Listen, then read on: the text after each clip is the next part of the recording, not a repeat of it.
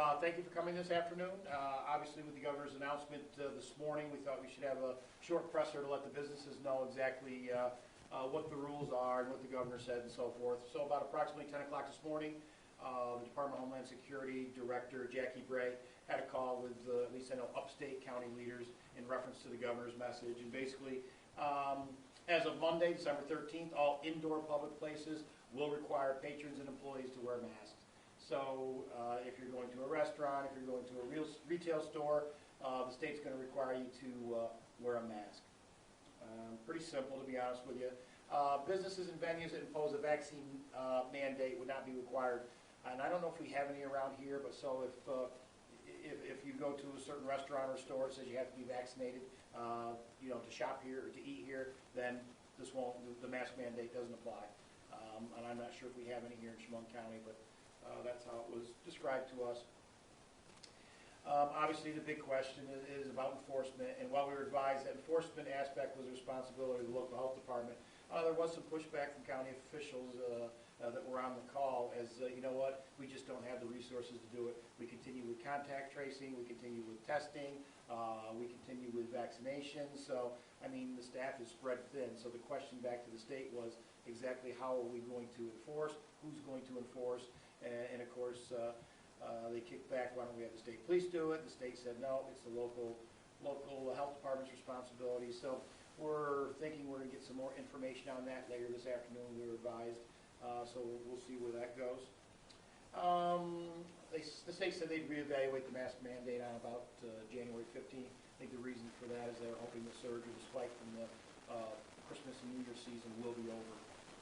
So, for the local businesses, we just wanted to know, yep, you have to have a mask mandate. So basically your patrons, your employees should be wearing masks. So when you go to the store, you see everybody masked again and so forth. I will tell you, the phone's been ringing off the hook since it came out on both sides of the fence. How can this happen? But again, please remember, it's a state mandate. It's not a county mandate. I think the hope is, as we see the hospital bed availability continue to be an issue, we see the numbers continue to rise. The state's going to look at using new metrics come Monday as well on a 7-day score as to, again, rate areas of the state that have higher risk than others. So again, I think is it 50 per 100,000 positives is going to be one of the new metrics I think they're used. They're going to utilize. And so yeah, they're supposed to come out with that early next week. Again, so the most important things we can do: vaccinate, boosters, testing, wear a mask. I mean, those are the 4 key issues. Remember the fundamentals that we talked about almost 2 years ago. Washing your hands, make sure you're cleaning office equipment. Again, a lot of it is just common sense. You know what? And here again, we're here to educate, not enforce. That's been the route we've taken since day one. So if you have questions, by all means, please don't hesitate to contact the public health department, or you can contact the county executive's office, and we'll get you the answers you want. We thought we would run through the numbers. Now have Pete do that. As again, we're seeing relatively high numbers on a daily basis.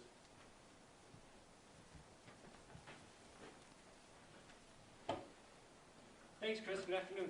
So this is the dashboard as of today. Again, 71 new cases.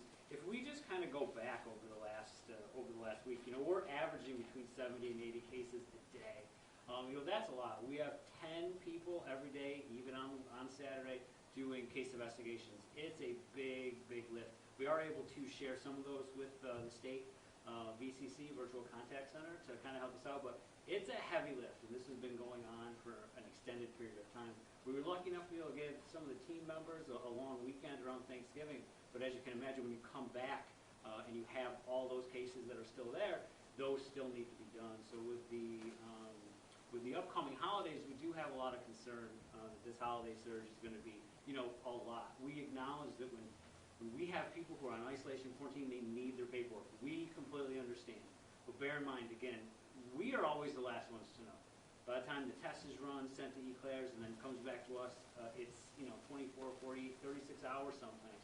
So then by the time we get that and run with it, it's not uncommon to get somebody's isolation or quarantine hours out at the middle, near the end. We don't want that to happen, but just the volume is it's very, very high. The CDC CDC forecast has had us at 500 per 100,000. We've eclipsed that. I think this past week we were 550. We've been eclipsing that lately. That's not really a good place to be. In addition, and this, like the county executive said, this isn't about enforcement or fear, but just statements of fact. The influenza rate is going to be far different this year than last year. We've already seen it become widespread. In fact, 2 weeks ago, there's a 36% state increase. And we reason that that's because we don't have the mask use rules, we don't have the separation distance rules and that, so we are going to see an uptake in respiratory illnesses. RSV, especially in children, we're seeing that on the rise, influenza, and then COVID. So again, the previous slide that talked about vaccinations, don't forget about influenza. You know, if you haven't gotten your flu shot, get that as well too. When we talk about some more of these numbers, I want to point out breakthrough cases. We do that on a weekly basis where we update that. And for us, the breakthrough cases are the number of the new positives that are fully vaccinated. If you look at the national numbers when they talk about breakthrough cases, they talk about cases per the total population vaccinated. So it's a little bit different. We put down number of positive cases that we've reported in which are fully vaccinated. County average, I believe, county executive alluded to this a little bit ago. Some of the metrics are going to change. I think the state's going to get away from percent positivity. When we talk about public health data, you know, a lot of times there's not one thing that's be all end all, right? You use each piece and it makes a tapestry, and you use that to kind of move your decision making. They've really started to rely on the percent positivity because it's a good way to measure in a discernible number your tests and your positives. But it can be thrown off arbitrarily if you test abnormally high. Certain counties have far more ability to do testing, even though they may have the same proportion of positive tests, but because their testing is so much higher, their percent positivity looks a little bit lower. That doesn't mean it's less risky. I mean, it could still be the same inherent risk in that other location, but because they have so much more testing. Now, the good thing about that is with more testing and more identification positive, you can get people on isolation and quarantine. Well, what we're seeing is we're not seeing a lot of cluster activity, just like last fall 2020, just a lot of cases all over the place. You know, some clusters, but this is definitely the definition of community spread. Hospitals, I want to take a second to talk about that. We have, you know, in terms of our availability at ARNIT, the hospital in our county, over the last week, we've averaged 7 free acute care beds and 3 free ICU beds. So 20 ICU beds is what they have capacity for, and there's been an average of 3 available each day. It fluctuates between 110 and 117 acute care beds, and the average has been 7. That's extremely troubling, especially when, you know, we need the hospital capacity to handle things that happen in normal times. Car accidents, heart attacks, strokes, things like that. Really puts us at a disadvantage. I think ARNIT's been doing a good job bringing people into the emergency department, holding on to them for a little till they can get them up, but there's not a cavalry for this. There's nowhere to send these people. In the old days, you could call somebody else and say, hey, can I ship this patient to you or this patient to you? These hospital beds are filling up, definitely regionally, everywhere. Oh, so it's great. New cases, 71. Total cases past 7 days, 553. Again, the CDC forecast, which we predicted was a little bit on the high side, wasn't. It was around 500. We were 553. Total number of confirmed cases. I mean, even that number for us, I mean, when you go back a year and a half, it's just astounding to know that that's kind of ripped through our county like that. Total number of doses given to Chemung County residents in the past 7 days, 1682. Again, we still run our food clinics on Wednesday. I think we just got our new standing orders. I believe Pfizer now. Pfizer's now allowed for 16 and 17 for booster, so another booster for that. Our pediatric clinics continue to see some pretty good attendance, not where we want to go. But again, to reiterate the county executive, you know, get your vaccination. Don't forget about your flu shot. And again, you don't have to come to us if you don't want to. We think that the best person to kind of handle pediatric doses is the pediatrician for the child, but we're certainly there on Wednesday nights to give those shots the first hour of our clinics, 4:30 to 5:30. We have a clinic coming up on the 15th. We're taking the following week off for the holiday, and then we'll resume those on the 29th. But again, this is, don't forget about flu, don't forget about some of the other things. While, you know, the mask use, I know how everybody feels about about it, but it really is another tool in our tool chest. We talk about layered mitigation strategies, you know, separation, distance, hand washing, mask use, vaccination. They all kind of help us. It's unclear right now what impact Omicron is going to have. It was identified in New York State, and I think it came up a couple times. I don't have any information on whether or not it's been identified in any of the Chemung County tests. For reference purposes, when Delta was identified, it was we were made notice of it August 2nd, and that was a positive test from July 5th. So they kind of take this, they throw it all together, and then they start running the tests on. So it's not something that happens with every test. So that's all I have. Any questions? Yes. So for either of you, but I think Pete might be able to answer this directly too, just in terms of like the data, just as you mentioned, you know, since all the kind of number crunching and getting this snapshot of everything takes so much time, you know, how urgent is it? I mean, obviously this mask mandate is going into effect on Monday, but what's your message to the community just to, you know, the urgency of it here, you know, just based on the numbers as a reflection, you know, from a couple weeks ago is what those numbers are showing? Our message from Chemung County Health Department has been the same since March of 2020. The only thing that we've added to it is now you can be vaccinated. Basically, we've beat the same drum. Wear your mask and social distance. We all loved summer. It was great, but as we started to see those cases, you know, start to tick up, you know, we still said, hey, it's still a good idea to wear your mask. You know, keep in mind, again, I like to reiterate, the vaccine was developed to prevent serious illness and to keep you out of the hospital. It wasn't designed to prevent you from getting COVID. We do have, you know, our county, we have a lot of comorbidities. We have a lot of elderly people. Those are the ones that we need to protect, and they're vulnerable. So I would say that our message hasn't changed, and we still support, you know, wearing masks with or without the mandate. For either of you, what's your level of concern right now with the numbers that we just went through? I mean, I think our numbers have been somewhat consistent, unfortunately consistently high. But like Pete said, school started, weather started getting cold, people started to go back inside, then we ran into the holidays and everybody's together. Now we got 2 other big holidays coming up, so again, we don't anticipate the numbers getting any lower anytime soon, so it's probably a good time for the mask mandate. But you know what, again, I think it comes down to common sense. When you go to the grocery store, a lot of times it's about 50-50 split. You see half the people wearing masks, half the people aren't, and you know, you don't know which ones are vaccinated and which ones aren't vaccinated. But again, at the end of the day, we just ask you, please use common sense. Remember the 4 big things we're using for, you know, our battle: vaccination, boosters, testing, and wear a mask. That's, you know, those are the big things we have to battle this at this time. Has your tune changed a bit? I know you were against, I mean, we talked in, September, I think I came into your office, we sat down, we talked about mask mandates and vaccine mandates, and you haven't been too hot on them, necessarily. Has it changed for you at all as we approach this winter season?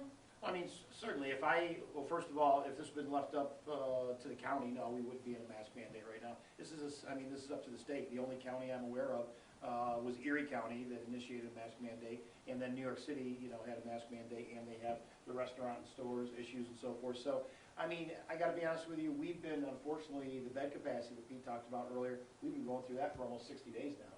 I mean, we haven't had 10 beds, both total acute care and ICU care, in quite some time. So, you know, at the end of the day, we try and track it on a daily basis. Obviously, this is a state mandate from, I believe, it's not an executive order from the governor. I believe it's issued from the new acting commissioner of the health department is where it's coming from. So obviously, we'll abide by it. We'll ask the businesses to abide by it. We're here today to explain to them exactly what it is and what they need to do and so forth. And again, we're here to educate on the force. You've had a mandate in the county buildings.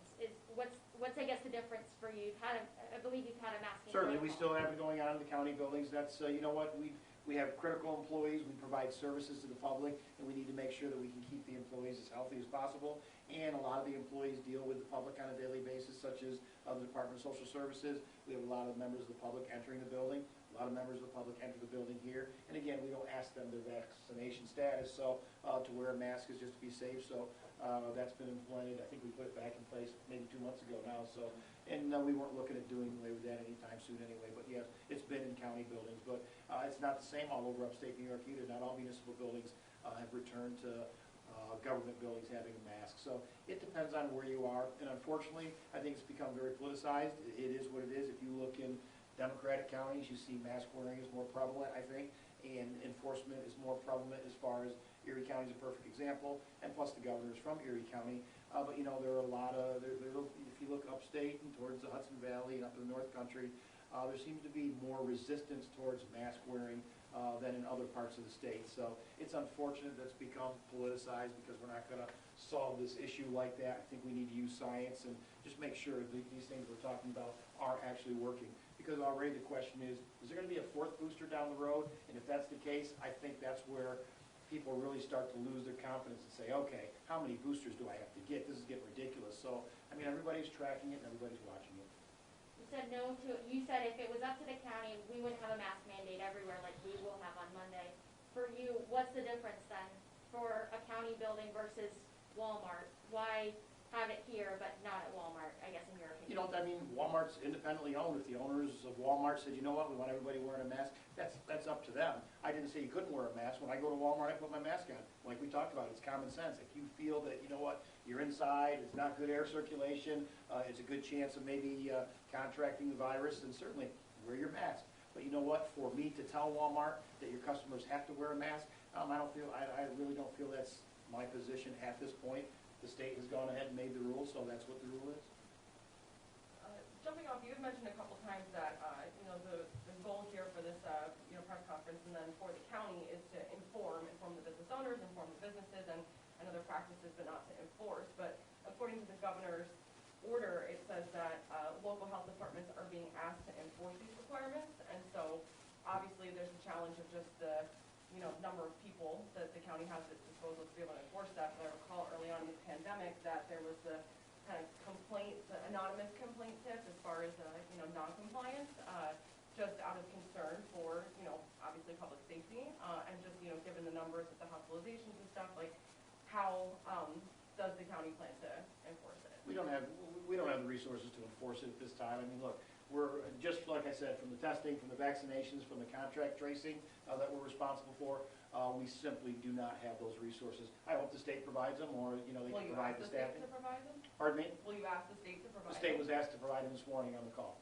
Okay. A couple of the county leaders said, you know what, it ought to be the state's responsibility, not the county's responsibility. And like I said, we're supposed to get an email later today explaining exactly how they anticipate the enforcement to happen or what they see. I mean, I saw a statement by the governor that said, what, maybe $1,000 per incident or something like that. But yeah. Again, I think it's important that we educate, inform the business owners. When you come out with something on a Friday, it's the worst day to do it. You're going to implement it on a Monday. A lot of people might not work on Friday, or, you know, they're away for the weekend, and then Monday morning, here we are, everybody's supposed to be advised by this mandate. So we were hoping today we can get the message out a little bit so the business owners will know. And obviously we put it out on our social media platforms. I think most media outlets have picked it up, so hopefully everybody will be aware of it by Monday morning. Pete, has there been success with this sort of mandate downstate? I mean, I know New York City's had vaccine requirements to go inside and eat inside and those types of things. Is that why this is happening now? I guess why now is the question. I think if you look at the number of cases, I don't know if you can claim it's been a success at this point. But I want to mention one thing, county executive alluded to it. The health department has about 64 full-time employees. We have about 10 to 20 part-time employees, both clinical and non-clinical, helping with our COVID response. And then we have a stable of 50 to 80 volunteers that come and help us. That's all we have. We did have a lot of people from other county departments, but they had to go back because those other county departments still have things that they're required to do, either by their grant or the requirements of that department or things like that. So when we say that the workforce isn't there, it's real. It just isn't. And for the team at the health department, you know, we started working again on Saturday, you know, in August. You know, we were able to take Saturdays off in the summer, so it wasn't a real long time off given all the work that the health department team put in. So the ability for us to conduct that enforcement as much as, you know, they say it's required, we just don't have it. I mean, maybe we won't need it. I mean, as I said, 50% of the population, when you see them out in the retail stores or whatever, are wearing the mask anyway. So you know what? If we pick up another 30 to 40%, maybe there'll be very few complaints. I mean, that's the way we hope to look at it. Anything that we missed? No, I think you got it all. I think you got it all. Thank you so very much. much. Thank you. Appreciate it.